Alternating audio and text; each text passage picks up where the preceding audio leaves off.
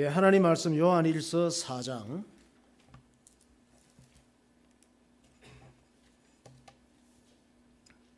7절에서 12절까지 제가 한 절, 여러분이 한 절 교독하겠습니다. 사랑하는 자들아, 우리가 서로 사랑하자. 사랑은 하나님께 속한 것이니 사랑하는 자마다 하나님으로부터 나서 하나님을 알고 사랑하지 아니하는 자는 하나님을 알지 못하나니 이는 하나님은 사랑이심이라. 하나님의 사랑이 우리에게 이렇게 나타난 바 되었으니 하나님이 자기의 독생자를 세상에 보내심은 그로 말미암아 우리를 살리려 하심이라. 사랑은 여기 있으니 우리가 하나님을 사랑한 것이 아니요 하나님이 우리를 사랑하사 우리 죄를 속하기 위하여 화목 제물로 그 아들을 보내셨음이라. 사랑하는 자들아, 하나님이 이같이 우리를 사랑하셨은즉 우리도 서로 사랑하는 것이 마땅하도다. 어느 때나 하나님을 본 사람이 없으되 만일 우리가 서로 사랑하면 하나님이 우리 안에 거하시고 그의 사랑이 우리 안에 온전히 이루어지느니라. 아멘. 네, 볼륨을 약간만 줄여주세요.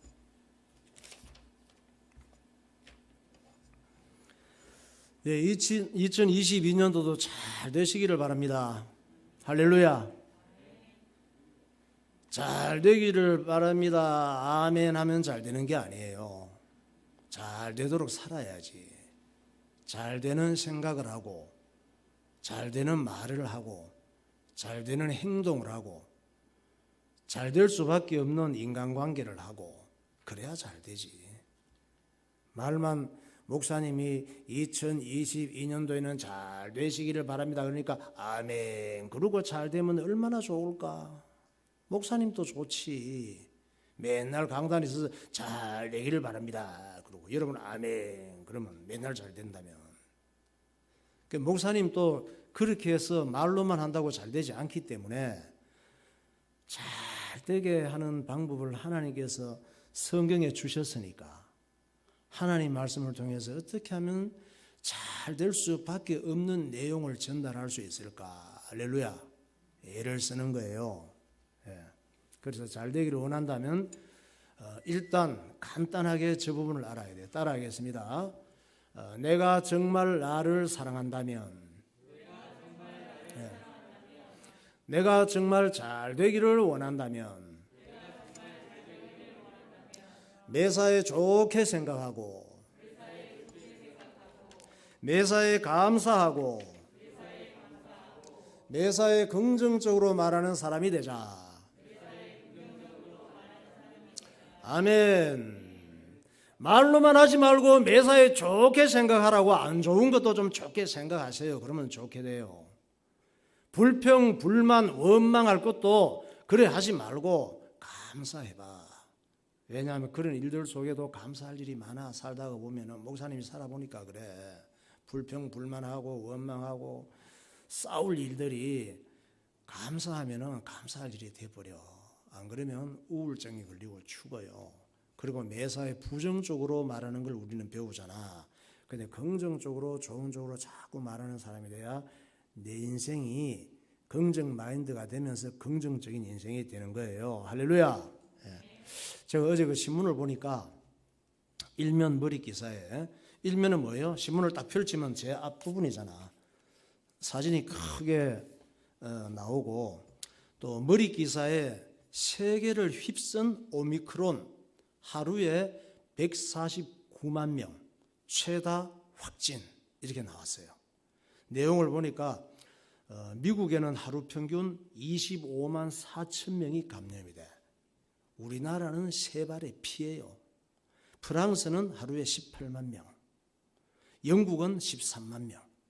이렇게 해서 세계적으로 하루에 확진자가 149만, 거의 150만 명이 확진이 됐다는 거야. 하루에. 2019년 12월 31일 날 중국 우한에서 코로나19가 처음 발생된 다음에 지금 딱 어제 31일 그저께 지났으니까 딱 2년이 됐잖아요. 지금은 오미크론으로 변이가 돼서 계속 전 세계를 힘들게 하고 얼어붙게 하고 있습니다. 우리 선영이가 오랜만에 그 겨울 방학이 돼서 거의 2년 가까이 만에 3주간 한국에 들어왔는데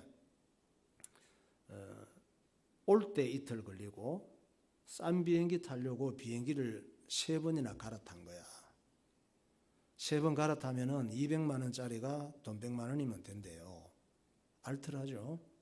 잘했습니다. 네.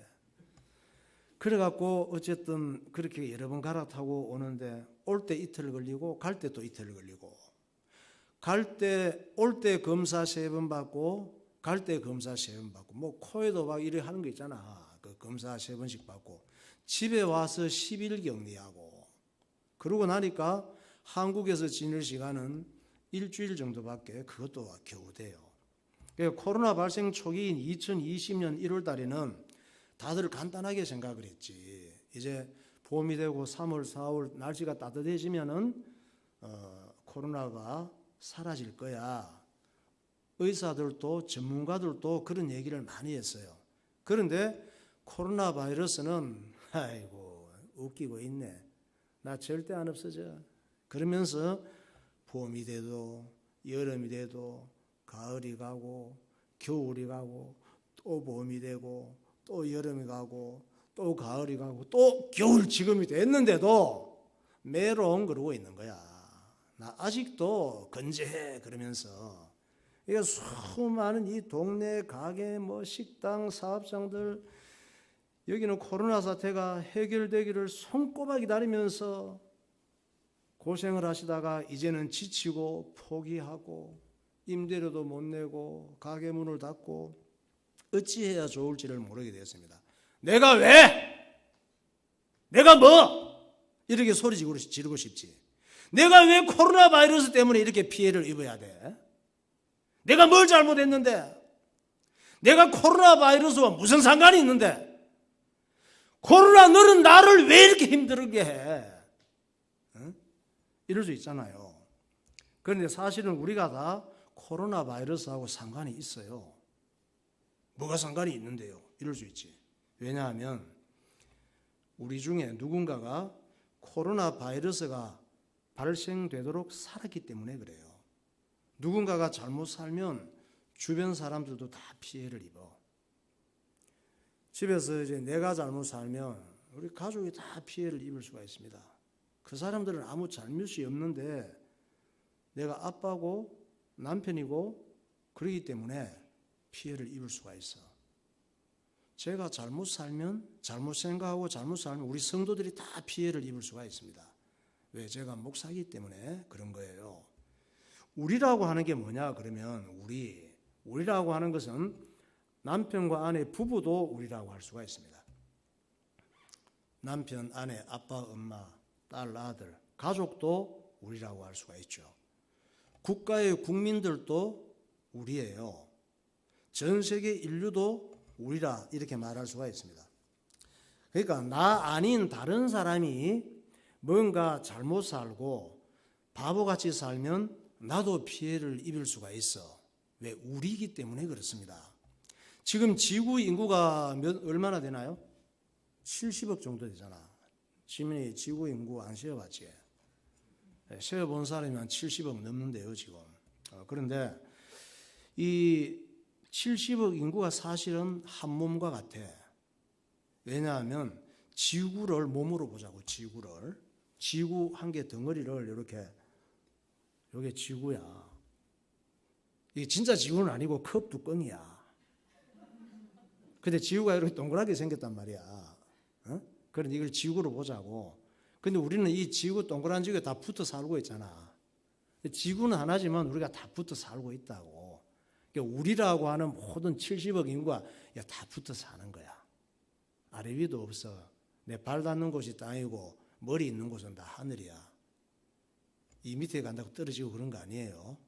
다 지구가 당기고 있어가지고 그거를 중력이라고 그래. 그래서 이게 지구를 몸으로 보면 우리 한 사람 한 사람은 한 개 한 개 세포와 같아요. 우리 몸이 뭘로 구성되어 있습니까? 세포로 구성되어 있잖아. 한 사람의 세포 수는 그럼 몇 개나 될까?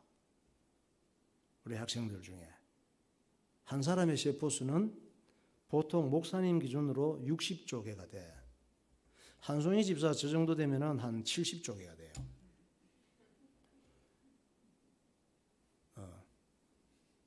다 날씬하시네. 많이 우리 지우 같은 경우는 한 80조 개가 될 거야. 보통 이제 60조 개에서 70조 개 세포가 그 정도 된단 말이에요. 그런데 우리 한번 볼까요? 세포가 어떻게 생겼는지. 세포가 다 세포도 하나의 각각 하나의 굉장한 따로따로 되어진 존재예요. 저기 보면은 명칭들이 다 있습니다. 지구처럼 동그랗죠?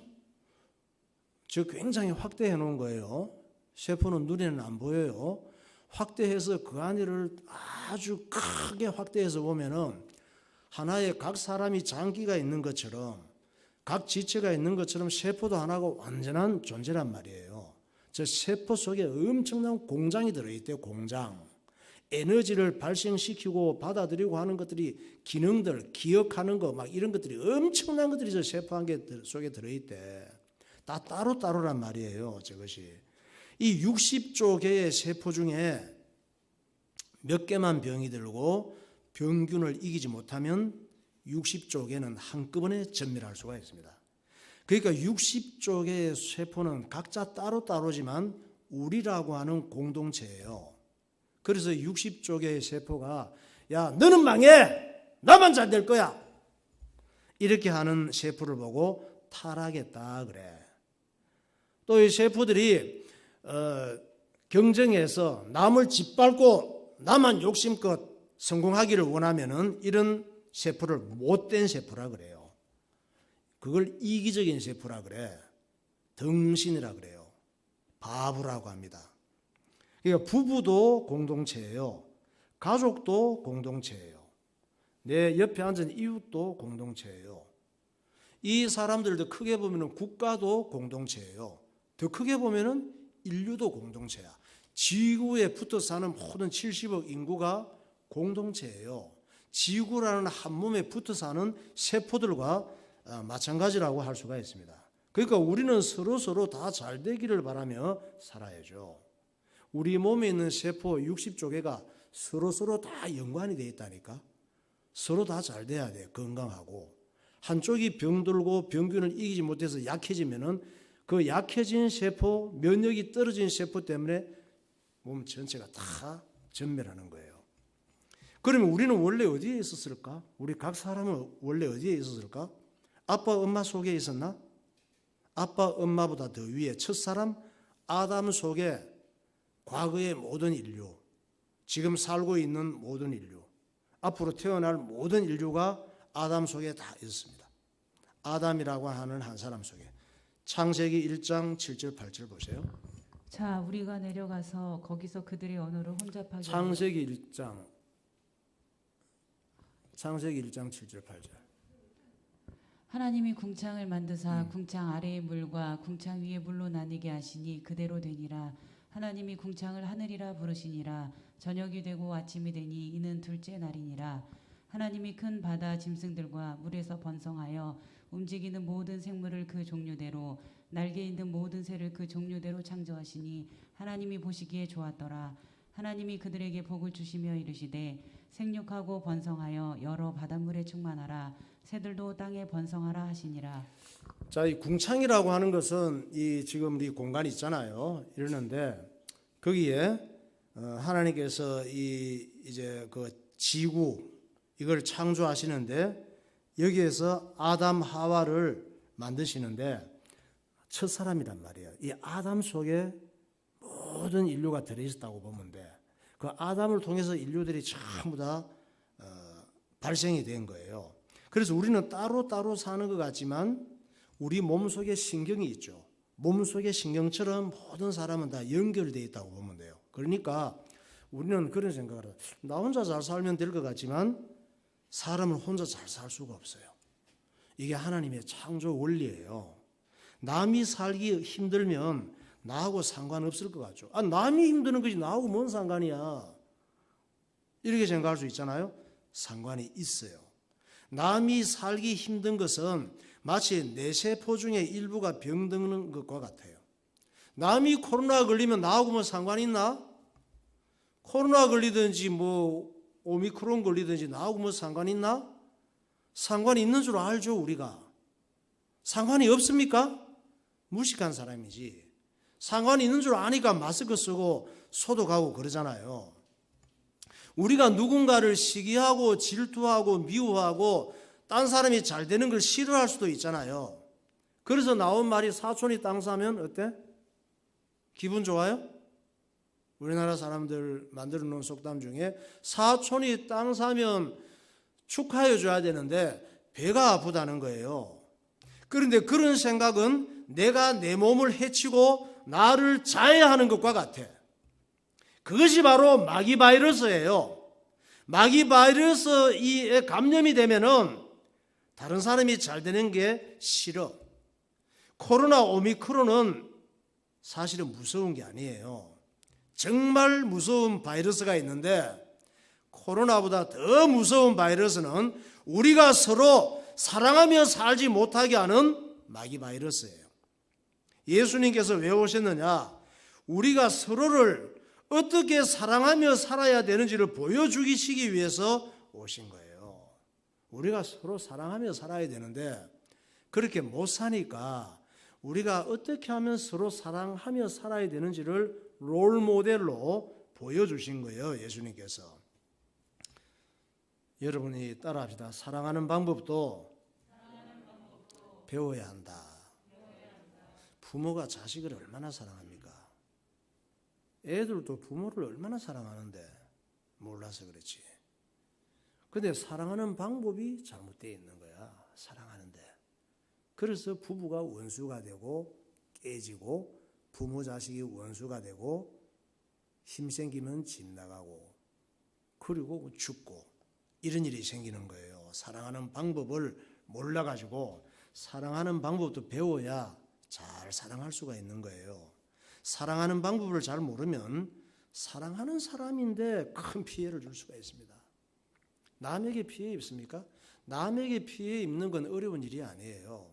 관계 끊어버리면 되니까 조금 피해 입고 끝나버려. 다시 안 만나면 돼. 가까운 사람들끼리는 사랑하는 방법을 잘 모르면 큰 피해를 준다니까. 날마다 지옥이 될 수가 있어요. 요한일서 4장 11절 19절 21절 사랑하는 자들아 하나님이 이같이 우리를 사랑하셨은즉 우리도 서로 사랑하는 것이 마땅하도다. 우리가 사랑함은 그가 먼저 우리를 사랑하셨음이라. 우리가 이 계명을 주께 받았나니 하나님을 사랑하는 자는 또한 그 형제를 사랑할지니라. 하나님께서 우리를 어떻게 사랑하셨느냐? 자기가 사람의 육신을 입고 우리를 살리기 위해서 이 세상에 오셔서 십자가에 죽으실 만큼 우리를 사랑하셨거든. 이렇게 우리를 사랑했으니까 너희도 서로 사랑하라고 명령하고 있는 거예요. 우리를 사랑하셨는데 우리도 서로 사랑하라 그러잖아. 우리도 서로 사랑하며 살라고 그러잖아요. 그럼 남이 누구지? 남이? 나 외에 다른 사람은 다 남이에요. 남편도 남이고 아내도 남이고 자식도 남이고 부모도 친구도 이웃도 남이에요. 나 아닌 다른 사람은 다 남이에요. 그리고 또 우리예요. 우리는 내가 잘 되고 내가 잘 살기 위해서 남이 잘 되고 남이 잘 살도록 도와줘야 되는 것입니다. 하나님께서 그렇게 하라고 하시는 거예요. 그런데 우리를 지독하게 미워하고 싫어하고 망하기를 바라는 못된 마귀가 하는 일은 서로 남에게 피해를 주려고 그래. 그리고 남에게 상처를 주려고 해. 남을 불행하게 만들려고 해. 그런데 이상해요. 사람들이 남에게 피해를 주면서도 피해를 주는 줄을 모른다니까. 감각이 영적 감각 이게 마비돼 갖고 늘 그렇게 살다가 보니까 남에게 상처를 주면서도 상처를 주는 줄을 몰라. 남이 견딜 수 없도록 살고 싶지 않도록 상처를 줘놓고는 뭐 그거 갖고 그러느냐 이럽니다. 사람들이 서로 그래. 그리고 남을 불행하게 만들면서도 불행하게 하는 줄을 모른다니까. 그걸 영적 치매 환자라 그래요. 하나님께서는 모세를 통해서 십계명을 돌판에 새겨 주셨는데 십계명 중에 4가지가 전부 무슨 얘기인지 알아요? 남에게 피해를 주지 말라는 얘기야. 십계명이 얼마나 중요합니까? 사람에게 필요한 10가지 계명을 주셨는데 그 중에 4가지가 남에게 피해를 주지 말라는 거야. 그건 무슨 얘기예요? 우리는 늘 남에게 너무 피해 주면서 산다는 거야. 피해를 주면서도 피해 주는 줄도 모르고 산다는 얘기예요. 그래서 십계명에 하나님께서 4가지를 주셨어. 뭐냐? 살인하지 마라. 그래, 살인하지 마라. 내가 언제 뭐 사람을 죽였나요? 사람을 어떻게 죽입니까? 욕심내다가 죽이지. 이기적인 생각을 하다가 죽이지. 시기하고 질투하고 미워하다가 죽이잖아요. 그런 게 다 살인하는 출발이야. 꼭 사람을 죽이지 않아도 살려놓고 사람을 죽이고 상처받게 하고 죽고 싶게 만드는 사람들이 많아. 하나님께서 간음하지 마라 그랬잖아요. 성은 아름다운 것이거든. 남성, 여성 결혼하는 거 참 아름답고 축복이고 하나님의 선물이거든. 이걸 돈으로 주고 사고 파는 거야. 그걸 성매매라 그래. 간음이에요. 그런 걸 하지 말라고 그러잖아. 동성애 같은 거 질병이에요. 정신문제야. 그런 부분들이 비정상적인 성적인 욕구 병이에요. 이거는 치료를 받아야 되는 거야. 간음하지 말라고 하잖아. 온 세상에 꽉 차 있습니다. 그냥 이런 것들로 인터넷 들어가면 뭐 엄난하게 짝이 없잖아. 뭘 볼 수가 없어. 뭐 이상한 만화 같은 거, 뭐 이상한 막 사진 같은 게 막 툭툭 올라와갖고 그것도 클릭하면 막 그런 거 줄줄이 그 좋아하는 사람인 줄 알고 줄줄이 또 인공지능인가 뭔가 이런 게 이제 막 올려주는 거야. 도둑질 하지 말라고 그랬습니다. 하나님께서. 도둑질이 뭡니까? 남의 것을 비정상적으로 내 것으로 만들고자 하는 욕심에서 나온 모든 악한 행위들이 도둑질하는 거예요. 그리고 내 이웃에 대해서 거짓 증언하지 말래. 자기 유익을 위해서 이웃을 불리하게 하는 거 있잖아요. 이게 다 이웃에 대해서 손해를 끼치는 거야. 그리고 내 이웃의 집의 꼴을 탐내지 말래. 내 이웃의 집의 게 뭐지? 내 이웃 집의 모든 것. 이거 보니까 사람도 있고 물건도 있어. 이웃집 안에도 탐내는 사람이 있나 봐. 많지 뭐. 그걸 보고 불륜이라 그래요. 내가 하면 로맨서. 남이 하면 또 불륜. 내로남불 이런 거 있잖아. 그 내 이웃이 아니나?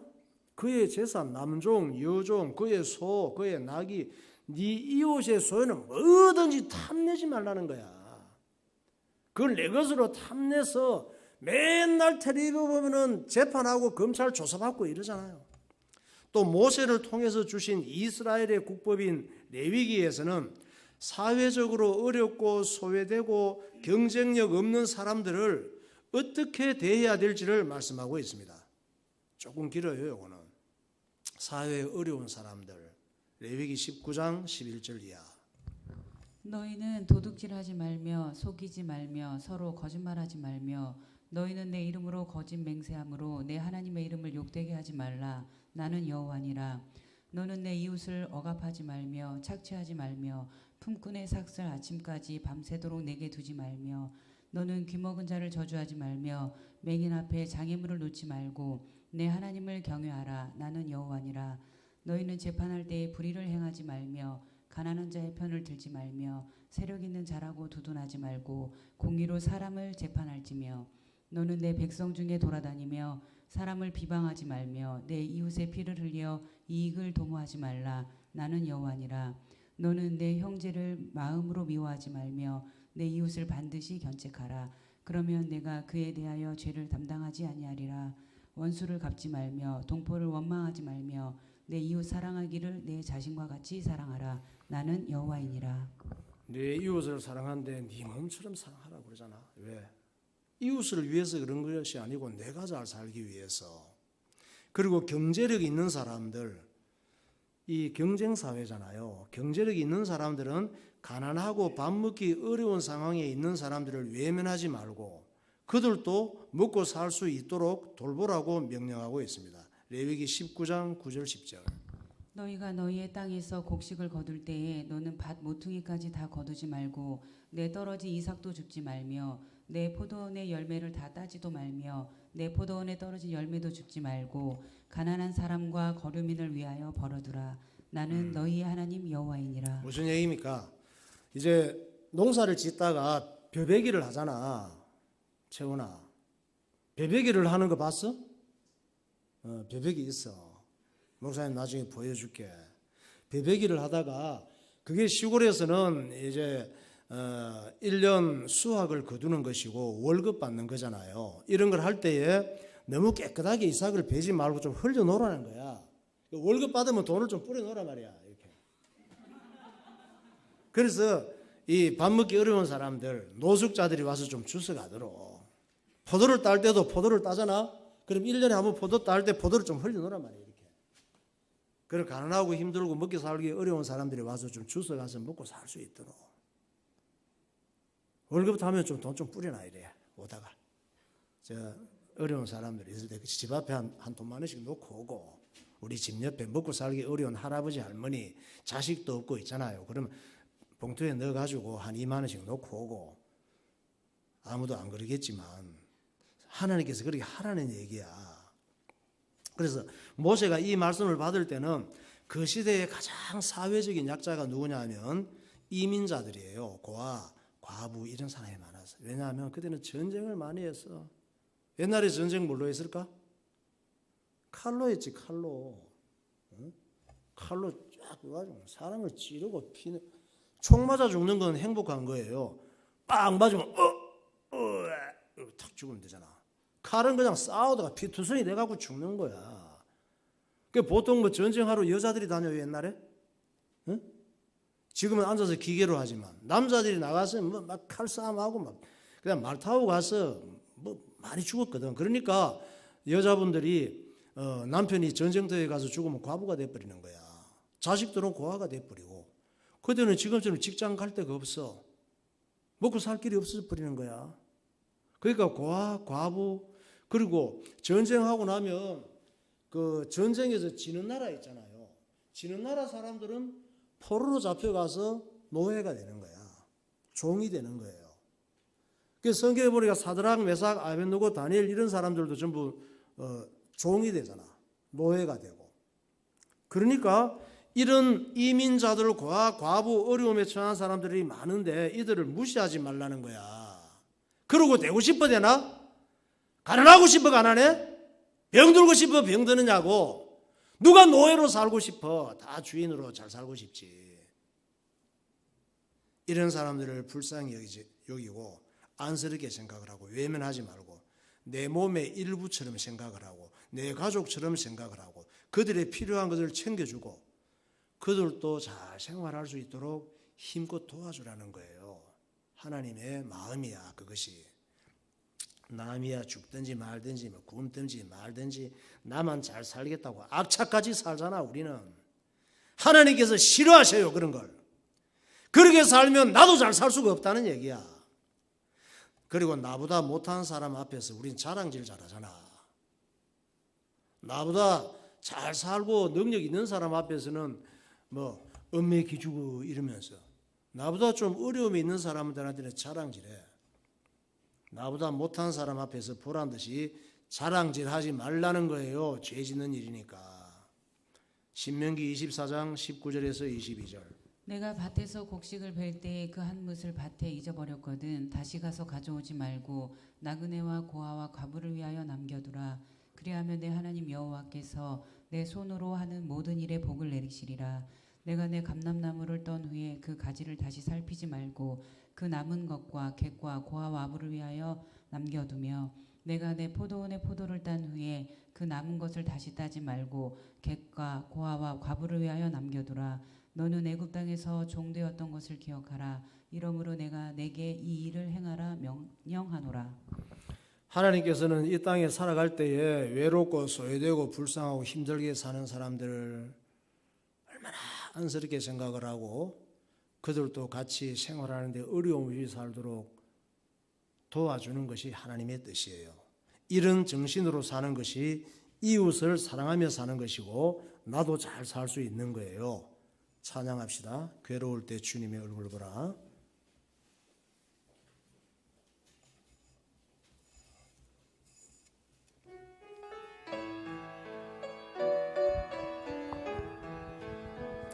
괴로울 때 주님의 얼굴 보라 영화의 주님 바라보아라 세상에서 시달린 친구들 위로의 주님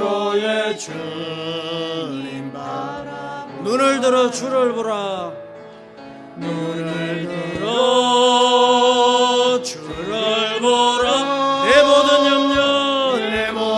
염려 주께 맡겨라 슬플 때에 주님의 얼굴 보라 사랑의 주님 안식 주님 힘이 없고 내 마음 연장할 때 연약할 때 능력의 주님 바라보아 주의 이름 부르는 모든 자는 힘주시고 지켜주시고 눈을 들어 주를 보라 눈을 들어 주를 내 모든 염려 주께 맡겨라 슬플 때에 주님의 얼굴 보라 사랑의 주님 한식 주리라 힘이 없고 내 마음 연약할 때 연약할 때 능력의 주님 바라보아 주의 이름 부르는 모든 자는 주의 이름 부르는 모든 자는 힘주시고 늘 지켜주시 눈을 들어 주를 보라 눈을 들어 주를 보라 내 모든 염려 주께 맡겨라 슬플 때에 주님의 얼굴 보라 사랑의 주님 안식 주리라 아멘. 여러분 우리의 가장 큰 불행도 많지 살아갈 때에 근데 가장 큰 불행이 뭐냐면 내가 나에게 피해를 주는 거예요. 내가 나에게 피해를 준다고? 내가 언제? 무슨 소리야? 나 그런 적 없어. 내가 바보냐? 내가 나에게 피해를 주게. 맞아요. 바보예요. 우리는 내가 내게 피해를 주면서도 내가 내게 피해를 주는 줄도 모르고 살아가는 어리석은 바보예요. 그게 뭐냐? 남의 마음을 불편하게 하고 남의 마음에 상처를 주고 남의 마음을 아프게 하는 것이 내가 내게 피해를 주는 거예요. 남편이 아내의 마음을 아프게 하면서도 그것이 내게 피해가 되는 줄을 몰라. 자기가 아내를 힘들게 하는지도 모르고 그것이 내게 피해가 되는지도 몰라. 그러니까 바보지. 아내가 남편의 마음을 아프게 하고 남편을 힘 못 쓰게 하면서도 내게 피해를 주는 줄을 몰라. 아무 느낌이 없어. 자기가 남편을 힘들게 하는 것이 자기에게 피해가 되는지를 몰라. 그러니까 바보지. 아빠나 엄마가 애들을 얼마나 사랑합니까? 아빠나 엄마가 자기 아이들을 괴롭혀. 부모는 자식을 괴롭힌 적이 없다고 생각을 해요. 자식은 괴로움을 많이 당해, 고통을 많이 당해. 근데 아빠가 엄마가 자식들을 사랑하기 때문에 하는 행동들이 자식을 괴롭히는 일이 많다니까. 아빠나 엄마가 자기 아이들을 불안과 두려움에 떨게 하고 인격 장애아를 만들고 자폐아를 만들면서도 그렇게 만든 사람이 자기인 줄을 몰라. 너 왜 그러냐 그럽니다. 자기가 그렇게 만들어 놓고. 이것이 계속 대물림 되기 때문에 아무도 느끼지를 못하는 거예요. 나도 그렇게 영향받아 왔고, 부모를 통해서 내 부모의 부모도 그런 영향을 받아 왔고, 똑같이 살아가는데 대대로 불행한 거예요. 배운 대로 살 뿐이야. 그러니까 잘 배워야지. 2022년도에는 교회에서 하나님 말씀을 통해 잘 배우라고요. 할렐루야. 예. 며칠 전에 윤석열 그 대선 후보 부인 이분이 이름이 지금 개명한 게 김건희예요. 원래 김명신인데 또 뭐 예명도 있고 그렇습니다. 이분이 대국민 공개 사과를 한 거예요. 자기 남편이 검찰총장이나 대통령 후보가 안 되었더라면 사과할 게 없지. 여러분 대통령 후보 남자들 나가지 마세요. 아내가 사과해야 될 일이 생겨. 그리고 숨기고 싶은 과거가 있는데 숨기고 싶은 과거를 드러내고 싶지 않은데 자기 남편이 대선 후보가 되다 보니까 숨기고 싶은 과거가 자꾸 드러나게 되는 거야. 왜냐하면 남편의 반대편 당과 반대편 언론들이 양파 껍질 벗기듯이 온갖 과거를 안 좋은 과거를 다 캐내서 과거를 캐내려면 좋은 것 좀 캐내서 얘기해 주면 좋잖아. 안 좋은 과거를 다 캐내서 너무 괴로운 거예요. 그래서 이 김건희 씨가 어디로 확 없어져 버리고 싶은 거예요. 사과한 내용이 이렇습니다. 고개도 못 들어. 막 너무 부끄럽고 양심이 참 그렇겠죠. 준비해온 사과문을 읽었습니다. 국민 여러분께 진심으로 사과를 드립니다. 그리고 이런 몇 가지를 얘기해서 그러고 나서 제가 그러지 말았어야 했는데 돌아보니 너무 부끄럽고 모든 것이 저의 잘못입니다. 부디 용서해 주세요. 남편이 저 때문에 어려운 입장에 대해서 정말 괴롭습니다. 안 그러겠어요? 자기 때문에 맨날 구설수에 오르는데 좋은 얘기가 오르면 좀 부인 때문에 윤석열 씨는 참 괜찮은 사람 같다 이래야 되는데 제가 남편이 가는 길에 얼룩이 될까 봐 괴롭습니다. 차라리 제가 없어져서 남편이 국민들에게 제대로 평가받을 수만 있다면 없어지고 싶습니다. 이랬어요. 지금 정치권에서 가장 마음 아프고 삶이 고통스러운 사람은 김건희 씨하고 그 어머니인 것 같아요. 그 엄마도 구속될 위기에 처해 있거든. 그 엄마는 어떻게 살았습니까? 남편이 일찍 돌아가셨잖아. 오래 같이 살면 좋은데 일찍 돌아가셨으니까 남편이 일찍 돌아가신 사람 심정 알아요? 남편이 좀 일찍 돌아가셨으면 좋겠어요? 마누라가 좀 일찍 돌아갔으면 좋겠어? 새장가 가게? 하도 스트레스 받으니까? 남편이 일찍 돌아가셨다니까 이 건희 엄마가 그 남편이 그리고 애들과 함께 먹고 살기 위해서 생계수단으로 숙박업을 한 거예요. 러브 호텔을. 그게 그렇게 뭐 욕할 일인가? 먹고 살기 위해서 숙박업을 했는데 돌 던질 일인가 그것이? 딸 건희 씨도 그렇잖아. 자기들을 홀로 된 엄마가 키우고 가르치시느라고 얼마나 고생을 하셔서 일찍 홀로 돼서 고생하시는 엄마를 도와서 라마다 르네상스 호텔 나이트클럽에서 한때 열심히 직장 생활을 한 거예요. 공부하면서 갈 만한 데가 그가 적당했겠지. 돈도 많이 벌고. 자식들은 다 부모를 끔찍하게 생각하는 것 같거든.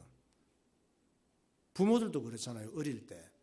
아빠 엄마가 참 속상하게 하고 아빠 엄마한테 혼이 많이 나지만 자식 입장에서는 부모 끔찍하게 생각하거든. 또 나중에는 이 건희 씨가 제대로 된 직장을 잡기 위해서 이력서를 낸 거예요. 이력서 낼 때 꼭 그 직장에 합격하기를 바랬어. 그래서 부풀려서 쓴 거야. 경험을. 이것이 이제 와서 큰 문제가 된 거예요. 왜 남편이 그 대선 후보 그때는 될 줄 몰랐지. 알았으면 부풀려서 안 썼겠지. 지금은 차라리 이런 문제 때문에 없어지고 싶은 심정인 거야. 그러면 이 상황에서 건희 씨는 누구를 원망해야 돼? 일찍 돌아가신 아빠를 원망해야 되나? 아빠가 일찍 돌아가셔가지고 이 상황이 됐거든, 일이. 그 일찍 돌아가신 아빠는 뭐 죽고 싶어서 죽겠나? 그럼 숙박업을 하신 엄마를 원망해야 되나? 왜 엄마는 그때 숙박업을 그런 거 하셨습니까? 이래야 됩니까? 그러면 또 대선 후보가 된 남편을 원망해야 돼. 왜 당신은 대선 후보가 됐습니까? 뭐 이럴 수도 있지. 그러면 먹고 살고 공부하기 위해서 일했던 나이트 클럽을 원망해야 되나? 왜 라마다 르네상스 클럽은 거기 있어가지고 내가 취직하게 만들었냐? 이래야 되냐? 또 엄마 입장은 어때요? 남편을 왜 당신 일찍 죽었어? 일찍 죽은 남편을 원망해야 돼? 그리고 왜 하필 그 여러 자기 좋아하는 남자도 많았는데 윤석열 씨를 만나서 결혼해서 대선 후보가 될 남편을 만났냐? 이래야 됩니까? 그러면 대선 후보로 나온 사위를 원망해야 되나? 아니면 자기들이 숨기고 싶은 과거를 입에 거품으로 흘리면서 뒤를 캐서 곪은 상처를 다시 후벼 파는 반대당들과 언론들을 원망해야 되나? 좀 안쓰럽게 생각해 주면 안 돼요? 참 남편이 일찍 돌아가시고 얼마나 고생 많았습니까? 애들 어린 것들을 키우고 공부시키고 하느라고 고생 얼마나 많았습니까? 잘 키우고 싶었겠지. 또 어떻게 아빠 돌아가시고 홀로 되신 엄마가 그렇게 발버둥 치면서 애들 가르치고 하는데 그래 클럽이라도 가서 일을 하려고 애를 쓰고 또 어떻게 하든지 취직이라도 꼭 취직을 잘해서 엄마를 돕고 잘 살려고 이력서를 좀 부풀렸지만 좀 그래 참 고생했다고 안아주면 안 될까? 여러분들은 뭐 그렇게 돌 던질 만큼 우리가 당당한가요? 살아온 삶이? 그러니까 우리는 다 알고 보면 다 가해자야. 그리고 또 다 피해자예요. 남에게 해를 입히고 남에게 피해를 입고 서로 이렇게 사는 거야 우리는. 그러므로 우리는 다 사랑이 필요한 불쌍한 인간들일 뿐이에요. 우리는 다 마귀에게 쏟고 사는 바보들이에요. 다른 사람의 숨기고 싶은 과거를 캐내서 그 사람을 더 아프게 만들고 그 사람을 피눈물 나게 만들어 놓고 내가 원하는 걸 얻으면 나는 웃을 수 있나? 그게 사람다운 양심인가? 그렇게 살고 있거든 우리가. 내 고집대로 내가 원하는 대로 아내를 이겨먹으면 잘하는 거라고 생각하십니까? 내 고집대로 내가 원하는 대로 내 성질대로 남편을 이겨먹으면 잘하는 거라고 생각하세요? 내 고집대로 내가 원하는 대로 내 자식을 이겨먹으면 잘하는 거라고 생각하시나? 내 고집대로 내가 원하는 대로 다른 사람을 이겨먹으면 이겼다고 생각하시나요? 그것이 바로 내게 피해를 입히는 거랑 마찬가지란 말이에요. 그렇게 살면서도 내가 내게 피해를 주는 줄을 몰라. 그러니까 바보지 우리가. 예수님께서 다른 사람을 기분 나쁘게 하는 말도 하지 말래요. 다른 사람을 기분 나쁘게 하는 말도 하지 말래. 2022년도에는 기분 나쁜 일이 있어도 다른 사람을 기분 나쁘게 하는 말조차 하지 말기를 예수 이름으로 축원합니다. 마태복음 5장 22절. 나는 너희에게 이르노니 형제에게 노하는 자마다 심판을 받게 되고 형제를 대하여 라가라 하는 자는 공회에 잡혀가게 되고 미련한 놈이라 하는 자는 지옥불에 들어가게 되리라. 그러므로 예물을 제단에 드리려다가 거기서 내 형제에게 원망 들을 만한 일이 있는 것이 생각나거든 예물을 제단 앞에 두고 먼저 가서 형제와 화목하고 그 후에 와서 예물을 드리라. 여기 보면은 형제를 대하여 라가라 하는 자는 공회에 잡혀가게 될 것이다. 재판받게 될 것이다 이 말이에요. 미련한 놈 이렇게 얘기하는 사람은 하나님께서 매우 싫어하신다는 사실을 말씀하고 있죠. 라가가 무슨 얘기냐면 라가 따라합시다. 골빈 놈 따라해요. 골빈 놈 또 나가 죽어라 그 말이에요. 그 라가라고 하는 그쪽 말이 인격을 무시하는 거야. 아무리 만만한 사람도 아무리 애기라 할지라도 이렇게 인격을 무시하는 말을 하면 안 돼요. 사람은 뱃속이든 태아도 영적인 존재예요. 우리는 내가 남을 무시할 만큼 내가 괜찮은 사람이 아니라는 걸 깨달아야 돼요. 죄 짓는 거예요. 남에게 돌을 던지는 거예요. 우리는 내가 남에게 마구 말하고 남을 비판하고 정죄하고 이러쿵 저러쿵 맞느니 틀리느니 간섭하고 판단할 자격이 없다는 사실을 알아야 되는 거예요. 그렇게 살면 내게도 득될 게 없어. 잘못하는 거예요. 그렇게 살면 나도 오히려 내게도 큰 피해가 오게 되는 거예요. 그래서 우리는 내 인격이 얼마나 망가진 줄을 몰라. 자동차만 사고 나면 수리하나요? 자동차보다 더 수리할 것이 내 인격이야. 고장난 내 인격. 인생을 즐겁고 기쁘고 행복하고 의미 있게 가치 있게 살 수 없도록 망가진 내 인격을 수리해야 되는 거예요. 우리는 내 마음과 생각이 얼마나 병들었는지를 몰라. 암 든 것보다 더 무서운 것이 마음이 병든 거예요. 생각이 병든 거야. 눈으로 보고 듣고 영향받은 것들이 내 마음과 생각, 잠재의식 속에 들어가서 내 인생을 망치는 거예요. 치료가 필요해요. 치료. 건강검진을 1년에 한 번씩 그런 것만 받나? 2년에 한 번씩? 주일날마다 영적 건강검진을 받고 수리하고 치료를 해야 되는 거예요. 할렐루야. 새해에는 그리스도의 인격을 닮아가시기 바랍니다. 예배 잘 들으면 치유가 되고 수리가 됩니다. 새해에는 영혼을 불쌍히 여기는 그리스도의 마음을 배우시기 바랍니다. 새해에는 사람을 이해하고 있는 그대로 안아주는 그리스도의 사랑에 감염되시기를 예수의 이름으로 축원합니다. 네, 기도하겠습니다. 사람은 남이야 어떻게 되든지 나만 잘 살면 좋겠다고 생각하지만 그것이 바로 어리석은 생각이고 악한 생각입니다. 지구 위의 모든 사람들은 지구라는 한 몸에 붙어 있는 세포와 같습니다. 서로 잘 되기를 바라고 서로 사랑하며 살아야 나도 잘 살 수가 있습니다.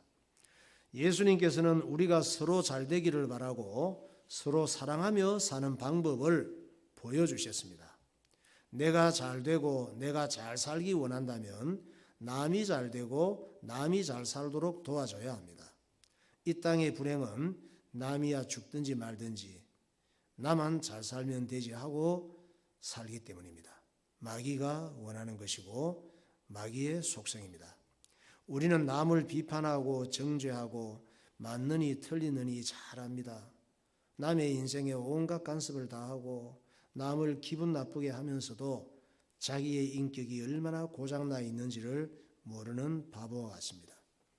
하나님, 새해에는 예배에 승리하게 하셔서 나의 고장난 인격이 발견되게 하시고 수리되게 하시고 치유되게 하시고 사람을 이해하고 사랑하는 마음을 가지게 하옵소서.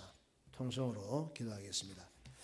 할렐루야. 하나님 아버지 은혜를 감사합니다. 새해에도 우리에게 하나님 말씀을 잘 깨닫게 하시고 고장난 인격이 수리되게 하시고 병든 마음과 생각이 치료되게 하여 주셔서 우리의 삶이 하나님 복을 누리게 하시고 세상에 살아가는 동안 변화된 삶이 되게 하시고 축복의 삶이 되게 하시고 기쁘고 평안하고 행복한 삶을 누리게 하여 주옵소서.